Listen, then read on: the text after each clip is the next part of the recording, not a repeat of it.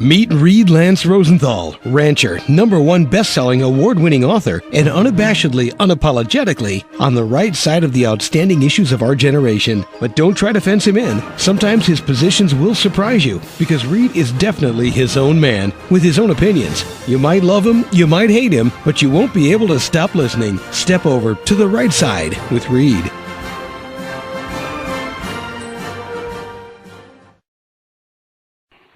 This is Reed Lance Rosenthal on the Right Side Radio, broadcasting to you today again from KGAB AM 650 Cheyenne, KFEZ, on your dial in Colorado Springs and southern Colorado and northern New Mexico. The Town Square Network serving the Intermountain West, hello Montana, Nebraska, Utah, Wyoming, and Colorado, and just recently added to the On the Right Side fold, 780 AM, the Monster Station out of Denver. And today we have a great guest, Paul Kengor. He is the writer of numerous best-selling books, but the most recent, The Communist, is about Frank Marshall Davis, very interesting card-carrying member of the Communist Party and the mouthpiece for the party. What's fascinating is the tie-in between Davis, Valerie Jarrett, who has Obama's ear, we've talked about that, and Obama. Welcome to the show, Paul. Hey, Reed, it's good to be with you. Thanks. You betcha. By the way, folks, Paul has a doctorate from the University of Pittsburgh, master's from American University. He's on Fox, CNN, C-SPAN, you name it. He's written for the New York Times, etc. And his specialty is kind of communist influence in America, what America's done to combat it. So he's well-versed in this subject. Let me start off quickly, Paul. Obama basically mentions the man Frank in his memoirs, and he is referring to Frank Marshall Davis. Is that right? That's right. He refers to him as only Frank. He refers to him as Frank 22 times, many more references to him via pronouns and other forms of reference. He never once in the entire book, Reed, uses Frank Marshall Davis's full name. Well, Obama is a great chameleon. He's not one to show his cards for sure. Now, Davis. What was Davis's feelings? And we'll get into how he got those feelings about Russia, communist China, Mao Tse-tung, Lenin, and Stalin. Yeah, and let me just say quickly before that, in the audio version of Dreams from My Father, which came out in 2005. All of the references to Frank have been purged. They're all gone. Really? They're all removed. Every single one of them. It's kind of like when the White House scrubs its website after Libya. Yeah, it's an amazing thing. All the references to Frank are gone. They're all taken out. And it's an amazing thing to sit there and read the original from a book and listen to it on audio and be following through line by line, and then here comes a paragraph on Frank Marshall Davis, and it just skips. So it's an amazing thing, but yeah, Frank Marshall Davis was he was a card-carrying member of the Communist Party, as you said, and that means people. I think a lot of people don't realize this. There were a lot of people who were a small C communists. They believed in the communist ideology. Not a lot of people, but a fair number of people. But to actually go so far as to join Communist Party USA. That meant that you signed on to a pledge, and they literally carried a card that said this, where you pledged to, quote, ensure the triumph of Soviet power in the United States, unquote. You committed yourself to what they called a Soviet America. And so Davis and his comrades, Communist Party USA, that meant they were pro-Soviet, they were pro-Stalin.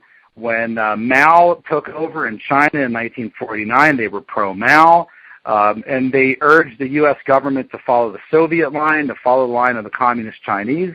And when our government didn't do that, no matter who our government was, run by Democrats, run by Republicans, and in Davis's time, it run by Democrats, Harry Truman, Davis called them fascists, imperialists, colonialists, accused us of siding with the Nazis, every name in the book. Yeah. Now, just out of curiosity, he was also kind of anti-white. I mean, he definitely felt he was racially prejudiced. I mean, and he made no bones about it. Where did that come from? Yeah, and he had good reason. He was born in Kansas in 1905, and he suffered very real racial persecution. I mean, this is a guy who, when he was 5 years old, a little boy walking home from school, was nearly lynched by two other little boys.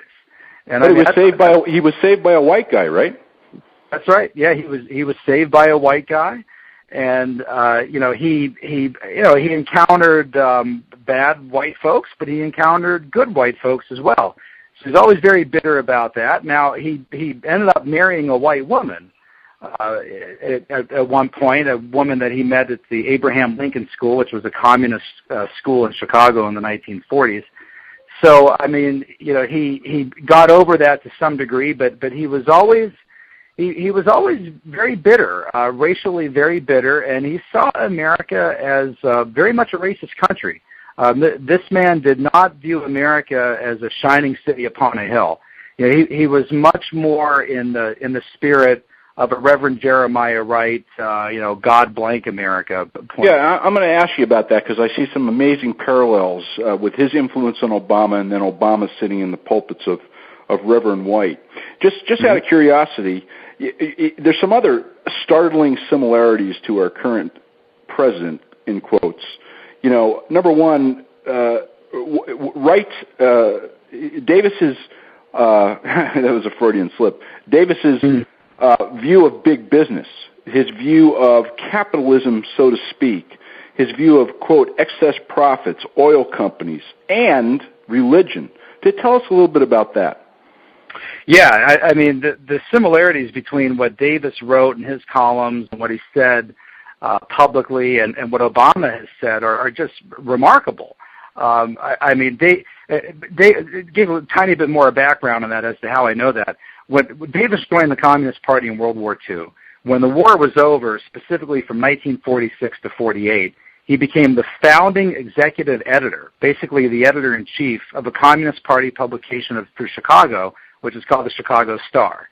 So he's basically running the CPUSA, the Communist Party USA publication for Chicago. So this is no small fish. I mean, this is somebody with real prominence in Communist Party circles.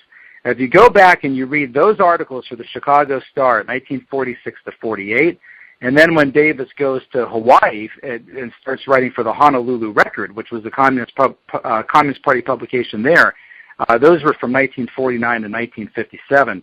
You see a Davis who's constantly bashing big oil, corporate profits, corporate fat cats, millionaires, the wealthy, profits. He's attacking. There's an article in the Chicago Star that I actually have right here on my desk. GOP tax cuts spares the rich. Spares the rich, hurts the poor. Republican tax cuts only benefit wealthy millionaires.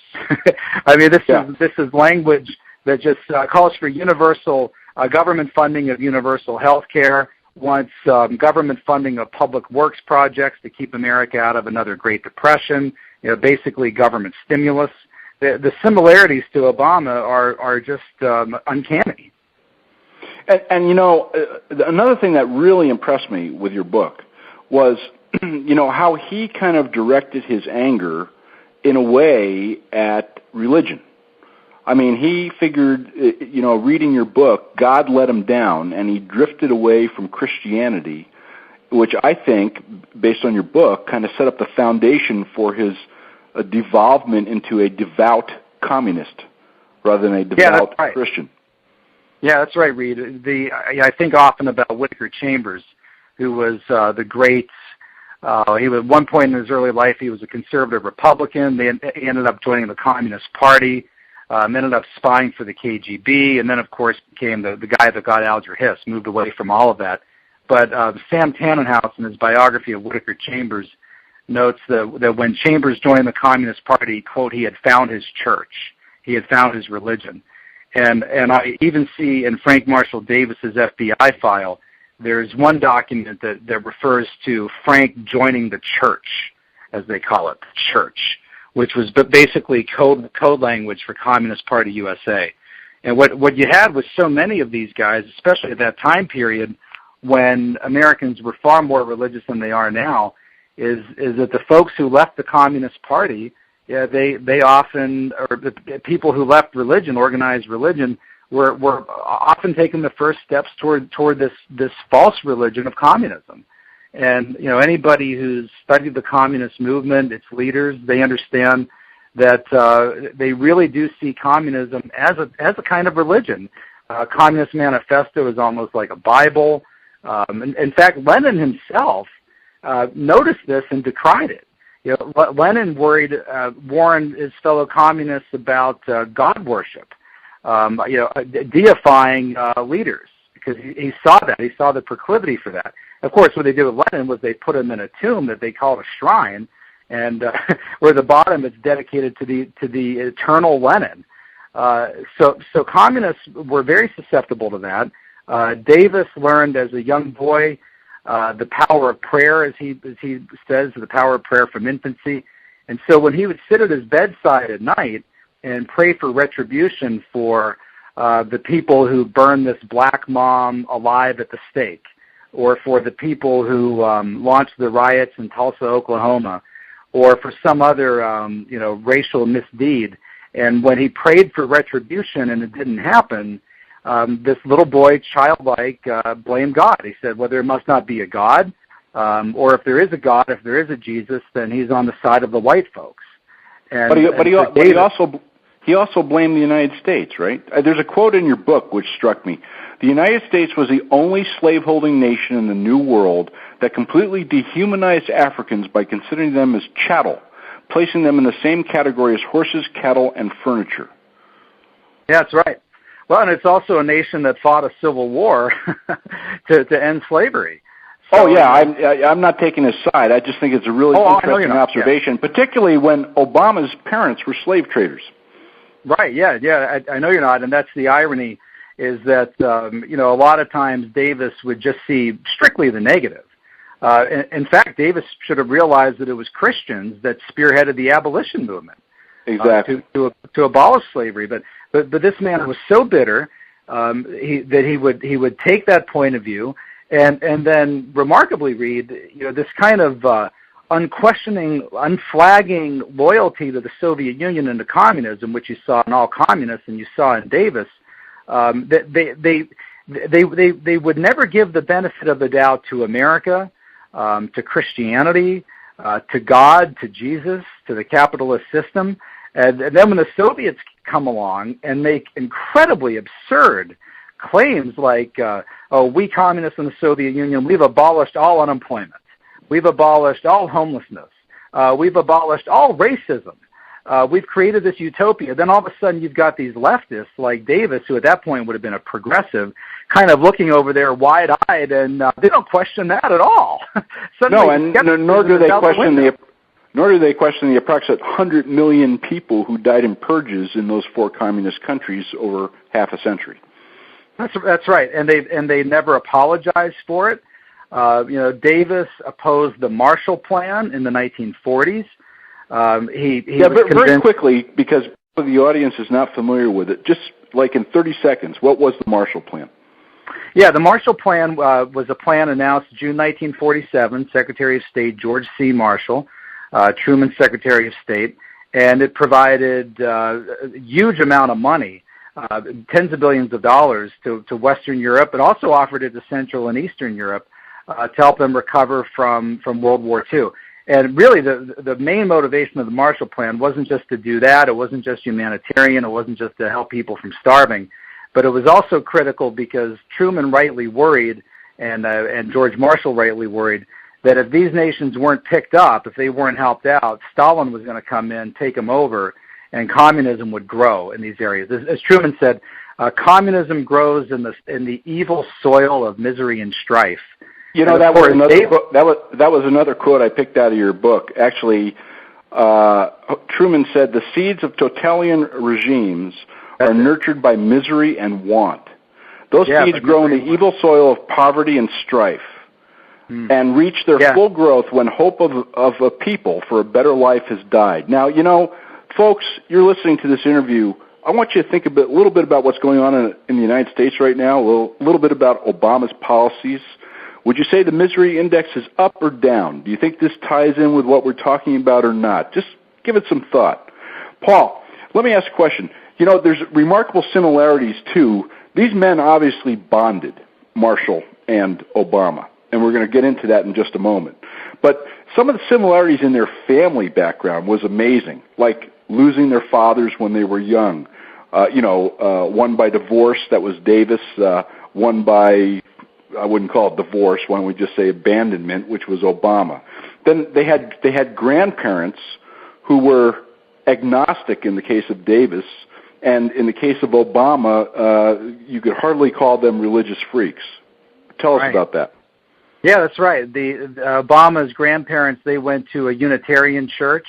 The church was so far to the left that the neighborhood where they were, it was called the Little Red Church on the Hill. The mother was, at best, an agnostic, probably an atheist. Obama's mother met Obama's father, the Kenyan, in get this, a Russian language class that they were taking at the University of Hawaii. And, weren't they transcribing the works of Lenin? I don't know if they were. Now I know that the family that mentored David Axelrod, the Cantors, who knew Frank Marshall Davis in Chicago, they were literally employed. This is unbelievable. People would probably listen to this saying, "Oh, come on, this can't be true." The Cantors, Harry and David Cantor. David Cantor would mentor David Axelrod, Obama's chief strategist. He would mentor him in the 1970s. Harry and David, that family lived in Moscow in the 1930s. The father, who had been the head of the Boston division of Communist Party USA, they actually worked for Stalin's government as official translators of Lenin's writings. And Obama's mentor, Frank Marshall Davis, knew the Cantors, worked with them at the Chicago Star and on Communist Party fronts, worked with them in the 1940s. And while we're on this, I know you wanted to talk about this, Reed. I guess I'll hit it now. Valerie Jarrett, who is probably the other most important person in Obama's presidency. She's his right hand. She's so close to the Obamas that she's like a sister, like a mother to these folks. Valerie Jarrett's grandfather, Robert Taylor, also worked with Frank Marshall Davis in Chicago in Communist Party causes, efforts, organizations in the 40s. And Valerie Jarrett's future father-in-law, Vernon Jarrett, also worked with Frank Marshall Davis in Chicago in the 40s. So the current troika in Washington, Obama, Axelrod, and Valerie Jarrett all have literal, direct, common political ancestors, mentors in Chicago's Communist Party circles in the 1940s. All of which flow back to Davis. Yeah, they do. They all point back to Davis. They all work together. They all bashed Winston Churchill together, General Motors. Vernon Jarrett and Frank Marshall Davis worked together on the publicity committee for a communist-controlled union in Chicago. It was the Meat Packers Union. Davis wanted to nationalize the Meat Packers Union. They all worked together at the Chicago Star, where they called for taxpayer funding of universal health care, where they bashed Wall Street, profits, everything else. This stuff, there's nothing new under the sun. All of this has roots. You couldn't make this up. Folks, there was a bust of Winston Churchill in the Oval Office, which was a treasured gift from Britain to America, decades and decades ago after World War II. One of the first acts of President Obama when he took office was to return that bust to the English. That's right. And now think about this. Everybody listening right now, let me ask you a question. Have you ever heard of an American, prior to Barack Obama, have you ever heard of an American who doesn't like Winston Churchill? Well, I hadn't either until I encountered Frank Marshall Davis. So now I have two, Obama and Frank Marshall Davis. And Frank Marshall Davis happened to be a mentor to Obama in the 70s. Very interesting. Yeah, very interesting. And it ties in with Obama's whole theory of colonialism. America is the big colonial evil empire, and Israel is a little colonial empire. So It is absolutely fascinating on this religious thing, because that tie-in between the troika, and I'm not using that term lightly, that's running the country right now.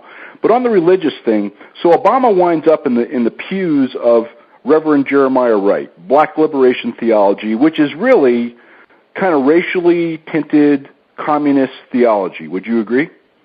Oh yeah, it is. I mean, it's not, Black liberation theology in particular. Yeah, it's the very least. I'll be generous. At the very least, it's on the far left. We'll put it that way.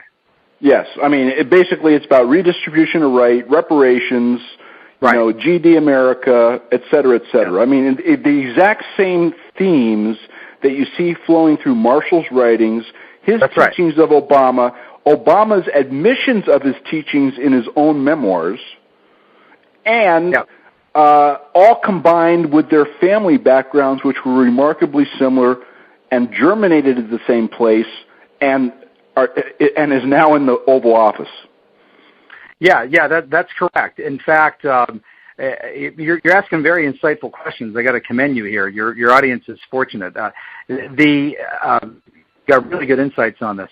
I would think, I can't say that Frank Marshall Davis and Reverend Jeremiah Wright ever met, and I know you're not asking that or suggesting that, but of course in Obama's background, I'm learning that anything is possible.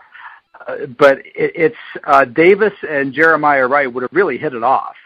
And I noticed when I was reading through Dreams from My Father, not the audio version where Frank is purged and no longer exists, but I was going through, there's no index in the book, but I was going through and I was counting the number of times that Obama references or mentions Frank, and as I said, it's 22 times. And I thought, is there anybody else in this book that Obama mentions more than Frank Marshall Davis? I don't think there is, other than maybe his father and mother, grandfather. And I think the only one, Reed, is Reverend Jeremiah Wright. And so it would have been Wright and Davis. And somebody asked me in an interview I did about a month ago on this book, if they asked if maybe I have this slightly wrong, in that perhaps Jeremiah Wright is Obama's mentor. And I said that, so that's a very good point. And really, people in their lives will have several mentors. It's often the way it works. I'd say that Wright was probably a mentor to Obama in the 80s and 90s during that Chicago period, and Davis would really be the formative mentor in those adolescent years when Obama was a teen. They were introduced in the autumn of 1970. And they knew one another until Obama left for Occidental College in the fall of 1979. And what I find fascinating is that all this kind of, shall we say, these seeds sprout in Chicago. In your research, did you uncover anything which led you to believe that it was Davis that induced Obama to get started in Chicago? That's a good question. I believe that may be.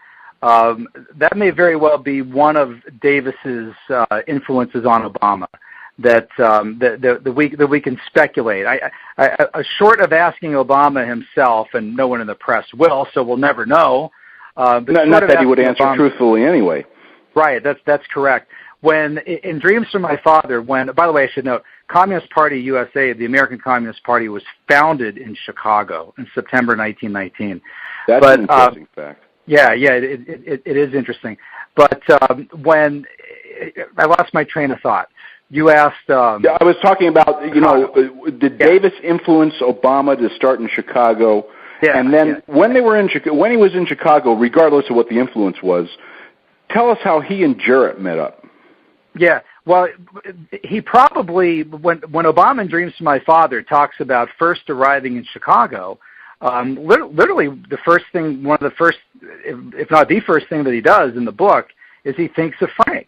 He visualizes Frank. He pictures old Frank in his suit, standing there in the corner. So Obama thinks of Frank Marshall Davis. And when you read Davis's memoirs, his memoirs are called "Living the Blues." Aside from politics, really the dominant theme in the book, aside from politics and race, much like Obama's memoirs. Davis loves music, and he loves Chicago. And Davis was a very good writer, and he just waxes lyrical, poetic about Chicago. I mean, he mesmerizes you with his words about Chicago. So I could picture Obama in these, late night hours that he would meet with Davis. They would meet for hours at a time. They would even drink whiskey together. Obama's a teenager at that time. I could picture a young Obama spellbound as he's listening to Davis describe Chicago in these kind of wonderful terms. So I wouldn't be surprised if Obama did get the idea to go to Chicago, at least in part because of Davis's influence. Very interesting. And then in Chicago, he met Jarrett, right? Yeah, he did. Obama met Jarrett in Chicago. They were introduced by Michelle Obama. Michelle met with Valerie Jarrett. She met with Jarrett first, and Michelle said, basically, you got to meet my fiance. You guys really have a lot in common, and and we see that was prophetic. So they did meet. They hit it off, and they've become just buddies ever since. To where nobody is closer to Obama than Valerie Jarrett. Well, the rumor is he does nothing without her blessing. I think that's probably right. Yeah, in fact, I was just reading a piece in the New York Times on Jarrett that came out last month on, they noted among other things that Obama's horribly intolerant HHS mandate that's forcing religious believers and the Catholic Church in particular to fund contraception and abortion drugs, that the one who really pushed that and made it happen was Valerie Jarrett. Well, not only that, but that's an attack on religion, and I think that's another parallel back to Davis. I mean, I don't believe that Obama is a devout Christian. Never mind whether he has other beliefs. I don't believe that he's a devout Christian at all. I think he sees Christianity as a bunch of white people, mostly, other than his black voting base, which he tries to, extort through the pulpit. But he sees it as kind of a white conclave that brings, I'll use his words, that clings bitterly to their guns and religion. And I think this is one of the reasons, you tell me what your opinion is that he always seems to be supporting Islam. Because Islam, in his mind, is a more inclusive faith. There's more people of color in Islam. Well, the God and gun clinging phrase that is very that's very Marxist in its thinking, because Marx described religion as the opiate of the masses.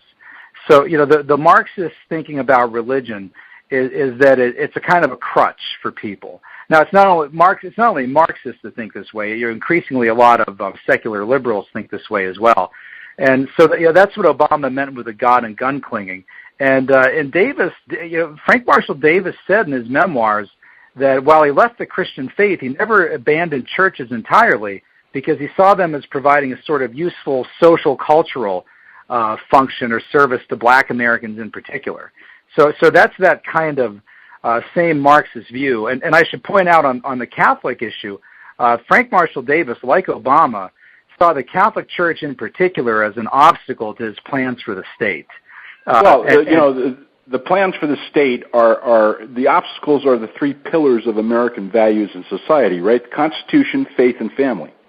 Yeah, that's right. And in fact, communists went against all of that. Marx says in the Communist Manifesto that communism is the most radical rupture of traditional relations, including the family, including marriage. And they certainly didn't believe in the Constitution. One of the things that's maddening is how you have these liberal professors today who still defend communists as if the communist constitutional rights in America were infringed upon by McCarthy and these other guys. Look, these communists were all able to go before the House Committee on Un-American Activity and plead not just the First Amendment, but the Fifth Amendment, and the right against self-incrimination. And ironically, if they would have got what they wanted, which was a Soviet America as a satellite of Stalin's Soviet Union, the Constitution would have been ripped to shreds. They would have put constitutionalists literally up against the wall. So this is total hypocrisy. Obama's doing a good job of that with his executive orders and end runs around Congress. But he admitted that in a 2001 PBS interview, which listeners on my show are familiar with, where he said that the Constitution is merely a covenant of negative rights. right. Yeah. And this guy's sworn oath to uphold it. People will have to think about that contradiction in terms. The other thing that I find remarkable is that the attack on the family, you take the three pillars. I mean, obviously there's an attack on religion. And certainly, shall we say, the promotion of a religion or a feeling in terms of Islam over Christianity. I mean, people, I don't care what side of the fence you're on listening to this show, but I think you will have to acknowledge that nothing is said about bad things that happen to Christian at the hands of other religions. There's lots of rhetoric about protecting Islam, the Prophet, et cetera, et cetera. There's a reason for this. And the Constitution, as we know, has been under attack not only by Obama, he's just an attack on steroids. So that leaves the family. And, you know, it's been my thoughts, and I was wondering if you found anything in your research on Davis relative to women. I noticed he was very sexist, and we're going to get to that in a moment, because I think that ties in too. I personally feel, and hope you ladies are listening to this, that this whole thing about contraception and women's rights and the war on women and, you know, free birth control pills, I'm not talking about those details. I'm looking at a much bigger picture. The bottom line is that is really, if you think about it, an attack on the family, which they cloak as women's rights to get your vote. What are your feelings about that after looking at Davis and what he wrote in, you know, about what his feelings about women were? Yeah, Davis was extremely sexist, and I mean, he referred to women as luscious plums, ripe plums, broads, dykes. He kind of made blithe statements like, "I have only impregnated 3 women in my lifetime." I mean, in his memoirs, he just thrills over women's private parts, describing them very graphically, going on at length about his sexual interests and experiences. You know, this is somebody that any liberal, if this guy was a Republican, I mean, they'd have a wanted poster for him up at the National Organization for Women. But because he's Obama's mentor, hey, no problem. You know, it's absolutely fine. No problem. If Mitt Romney had a mentor like that, phew. Yeah, absolutely. Listen, and do you see a tie-in though? First of all, would you agree with my assessment that under the cloak of quote-unquote women's rights, vote for me, I'm your friend, this is really an attack on women's independence and an attack on the family?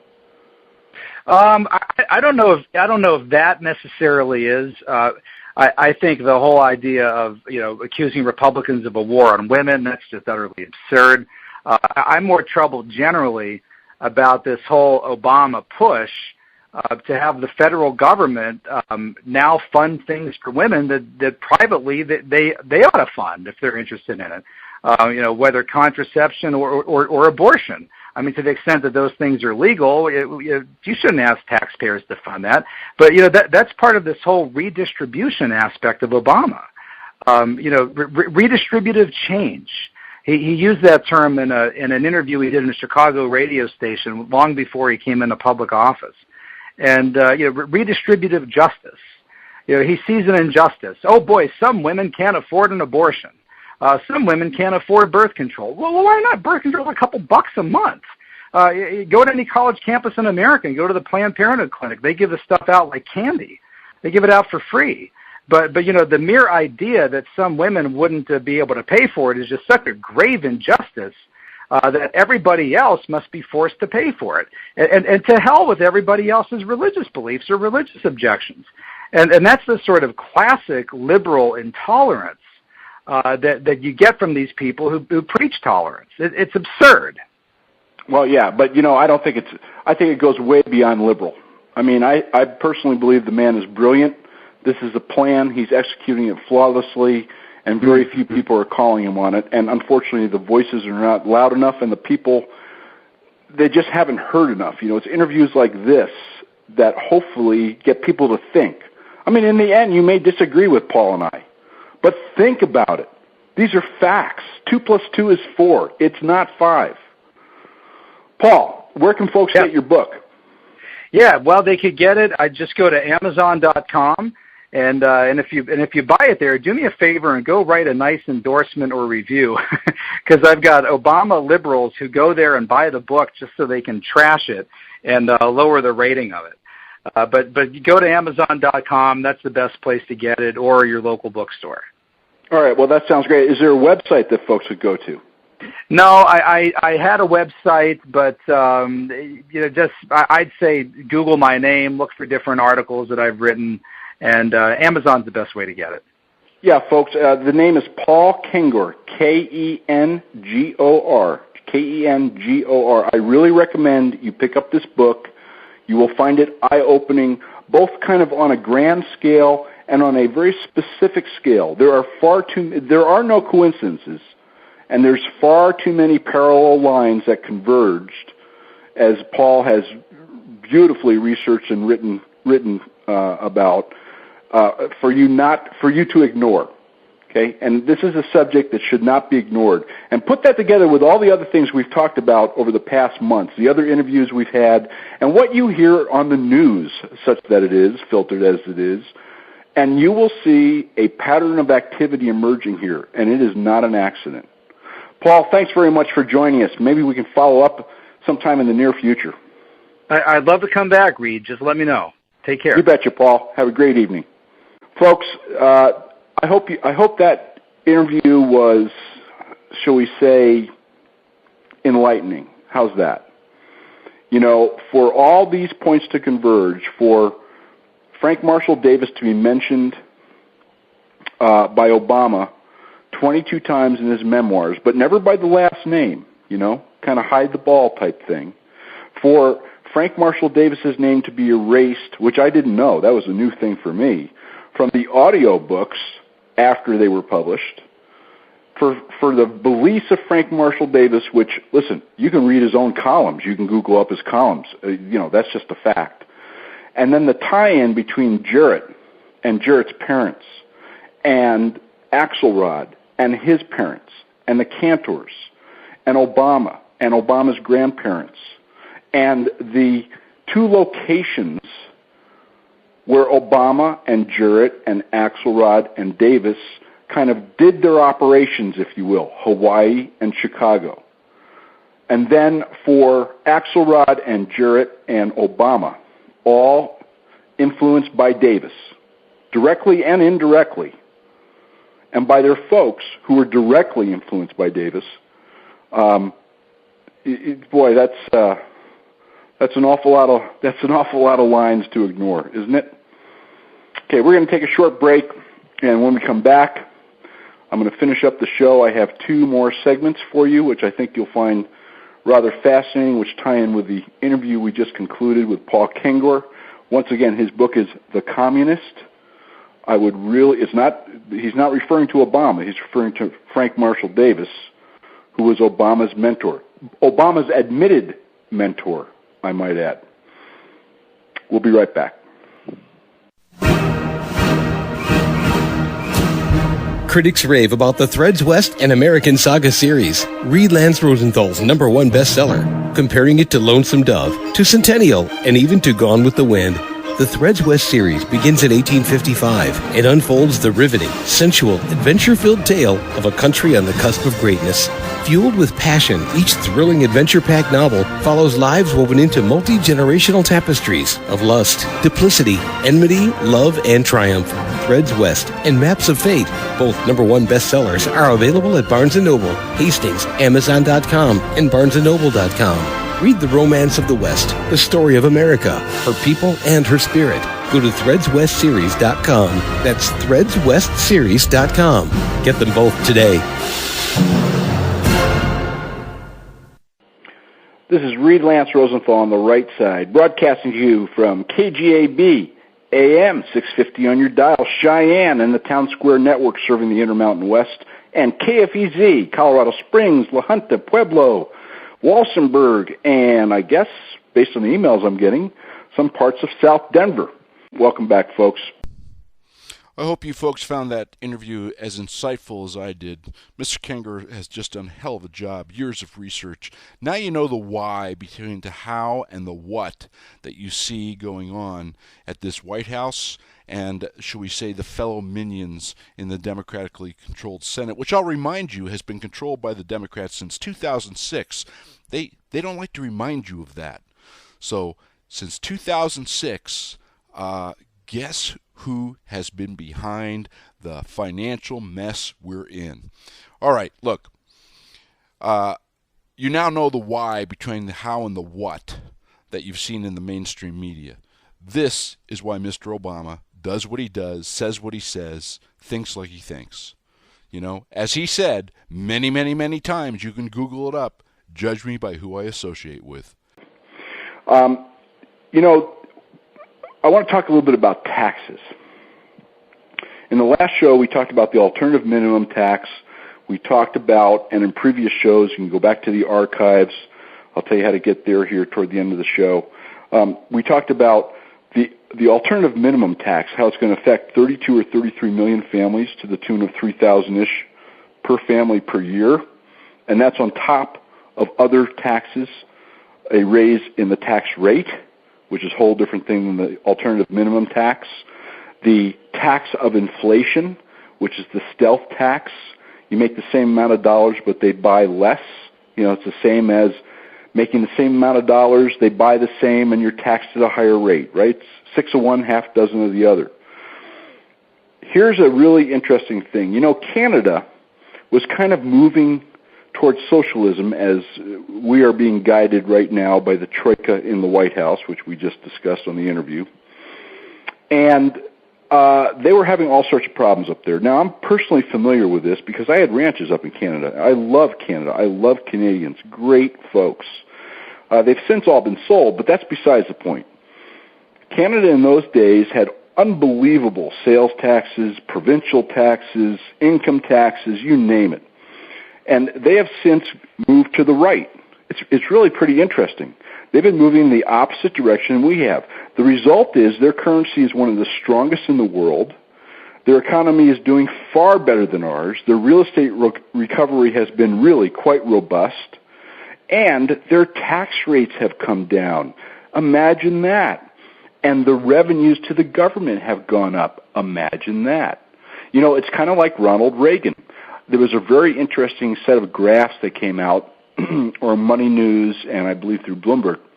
And those graphs clearly showed that in a period of tax cuts, that's when you cut the rates for everybody, not just some, but everybody, that revenues to the government increased. I mean, you shake your head and go, well, how can that be? It's because the tax cuts stimulate more investment, more business, more hiring, more people paying taxes, and revenues go up. You can check these statistics for yourself right from the government websites, or you can check out Ronald Reagan tax cuts. You can check out George Bush tax cuts. Believe it or not, George Bush's tax cuts, which were in response to the 9/11 2001 tragedy that we had in New York and the country slipping into recession, his tax cuts, while they in the first year kind of drained the Treasury, over the other years of those tax cuts up until, the meltdown in 2008, actually increased revenues to the government. In fact, within 3 years, we were back at revenues which were pre-2001, 9/11 2001. So every time that tax cuts have been implemented, by the way, for you Democrats that are listening to this show, John F. Kennedy cut taxes. The same phenomena happened with his tax cuts. The country boomed, employment increased, new business formation increased, revenues to the Treasury increased over, number one, over what they were, and number two, over, and you can do the math, what they would have been had you merely increased the tax rates and stifled the growth which occurred because of those tax cuts. So in Canada, let's take a look at another lesson here. We have two lessons, right? We have Europe, where they're increasing taxes. I think France is going to 75%. 75% tax. I mean, why get out of bed, right? And France, of course, is going broke. They're quickly following in the footsteps of Spain and Portugal and Italy and Greece, which you don't hear about much right now, and you should be worried about that because there's riots going on over there. The austerity measures are being bucked and rebuked by the populace, and you have not heard the last of Europe. Okay, I've been talking about this for a year. I'm telling you, it's not a good thing, and it's coming our way. It's going to affect us. So we see Europe with higher and higher tax rates, slower and slower growth, less and less revenues to the government, more and more money printing. Gee, what does that sound like? Sounds like the United States, doesn't it? And then we go to Canada, which was going in that direction and reversed course about 10 years ago. So the Cato Institute did they calculated the marginal effective tax rates on investment and corporate investment, and they even took into account like deductions for depreciation and interest expenses, all that stuff that you've heard about. The overall U.S. rate at 35.6% is higher than every other country in the world, with the exception of Argentina, which is a financial wreck, 43.2%, Chad, 36.4%, and Uzbekistan, 35.7%. Gee, that puts us in good company, huh? Argentina, Chad, and Uzbekistan. Perfect. And let's compare that to some other rates in economies that are doing better than ours. 29.9% in South Korea, 24.6% in Germany, 18.5% in China, 11.1% in Taiwan, and 3.9% in the granddaddy of economic engines for its size, Hong Kong, 3.9%. So the U.S. rate is nearly twice the 18.2% average of the 90 countries that were in this Cato Institute study. That's unbelievable. And it far surpasses the 19.4% average for the 34-country Organization for Economic Cooperation and Development. There's 34 nations, and the average of those 34 nations is 19.4%. Is there any wonder that America, since Obama took office, has slipped from number 1 to number 7 and is continuing to slip in terms of competitiveness throughout the world? I don't think there's any wonder whatsoever. So the bottom line is, if we reduce the corporate tax rate, and by the way, Obama has given that lip service. I mean, on one hand, he wants to reduce the corporate tax rate to 28%, which is still, 10% higher than the average in the world.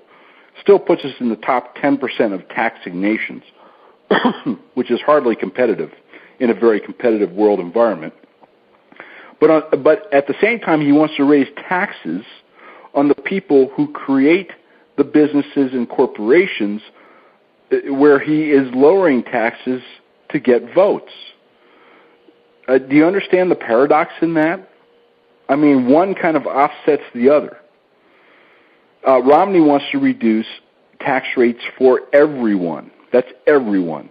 This nonsense that you've heard time and time again from Biden and Axelrod and Jarrett doesn't speak publicly.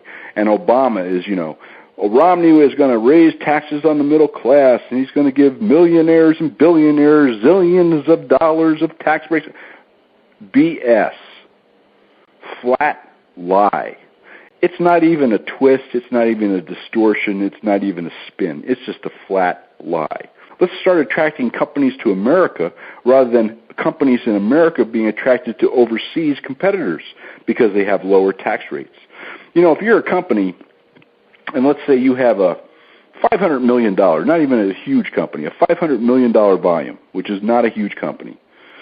And let's say that your profits are 10% a year. That's $50 million. The difference, a 15% difference in tax rates, folks, and actually we're talking about more than 15% if you take the 36% we're at and the 18% average. But a 15% difference is $7.5 million difference in taxes. Gee, where would you open up your plant? Right? I mean, how much more money is that for you to grow your business, hire employees, expand your trade, make more profits? Welcome to capitalism, which is the engine which has created more prosperity for more people than any other system in the world for the 3,000 or 4,000 years we've had systems, from the time we were hunter-gatherers, and that's a flat fact. If we reduce the U.S. corporate tax rate and we cut tax rates across the board for individuals and we eliminate deductions, we have a streamlined tax system that will promote investment and, based on Canada, based on Europe, based on the Kennedy tax cuts, the Reagan tax cuts, and the Bush tax cuts, will actually mean a greater inflow of revenues to the Treasury within a short time after the tax cuts, thereby helping our deficit. So, give it a little thought. I told you a little bit about how QE3 is the printing of money, basically. I mean, that's all it is. QE1, QE2 were the same. QE3 is unlimited. You can go to the archives, and all the archives are there for you. You can listen to the interviews over the last 4 weeks with other national authors such as Paul today, Dinesh D'Souza, Obama's America and the movie 2016, Ed Klein, who wrote The Amateur, and Brenda Elliott, co-author of Fool Me Twice. And you can also listen to last week's show. Now, what do you think they know that we don't? They know what I've been trying to tell you here for the last months, and that is Mr. Obama, Miss Jarrett, Mr. Axelrod, their other cronies, accomplices, and czars, the last thing they have in the world on their minds is the good of the middle class. Coming up in the next 2 weeks, I got great shows for you. Next week, the interview of Georges Euclex. Look, this guy was the executive vice president of the New York Stock Exchange. This is the insider's insider. We're going to talk about sequestration, global reality, the financial mess the United States is in, and how it's going to affect your investments. You got 401ks, you're invested in the market, you want to hear this show. I don't give financial advice, but this guy knows his stuff. Hopefully he'll make you some money, save you some money, and make you think about what you're doing with your finances in this topsy-turvy world. And the week after, I've been researching for about 4 months. It's kind of a dark show, folks. I'm going to give you a lot of dots. I'm going to let you connect them. Here's a hint.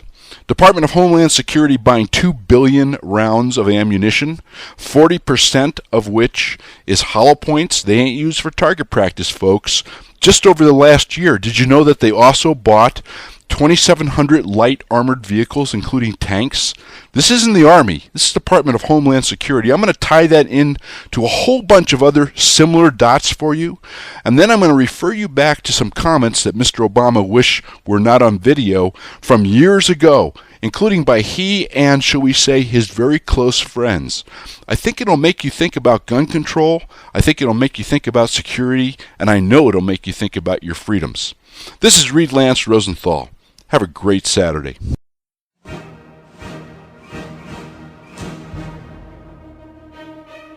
For more information about Reed and his work, please go to ontherightsideradio.com. There you can also click to purchase the first 2 volumes of his #1 best-selling historical Western series, Threads West, An American Saga, and Maps of Fate. And now the first volume of his new nonfiction series, Land for Love and Money, is available everywhere, or go to landforloveandmoney.com. That's Land for Love and Money. We'd also like to remind you that if you've missed any shows, you can go to the show archives on Reed's ontherightsideradio.com webpage. We look forward to seeing you again next week for another episode of Reed Lance Rosenthal on the Right Side.